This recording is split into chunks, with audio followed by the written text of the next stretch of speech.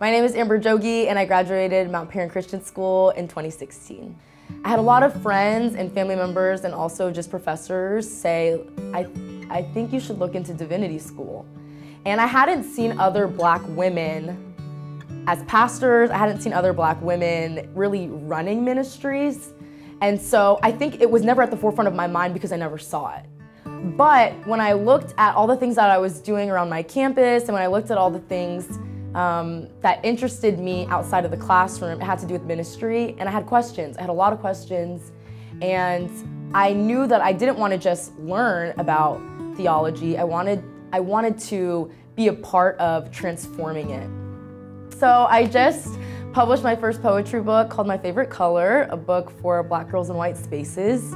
And that was truly my sister encouraging me during the pandemic to say, this is not a hobby anymore. Like, you're writing poetry, you're posting all these long poems on Instagram. That is not what Instagram is for. We want to see your face and that's it. And so I realized I wanted to take it more seriously. And so I started writing a book. Mount Perrin really showed me that faith is a part of everything that you do. I also did the arts while I was here. I did every single musical every year. I got a chance to be a part of that. I did some of the dance classes at Mount Perrin, and everything that I was a part of, faith was at the center. You know, prayer was something we did not after we performed, it was before. Prayer was something we did before rehearsal.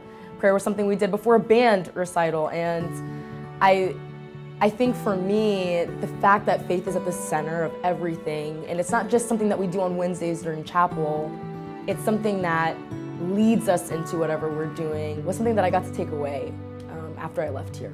You know the teachers that just never make you feel dumb? Like, they have a way of, you'll say something, you'll raise your hand and you'll say something in class, and like, it's totally not what you said, and they're like, so what I hear you saying is, and it sounds way better than what came out of your mouth.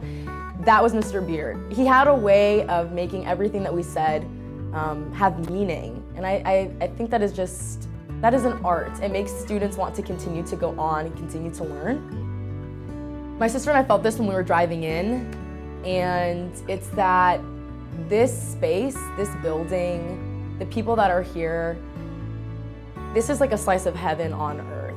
And you don't know it when you're here. When you're here, all you can see are the things that's wrong with it, the things that need to be improved.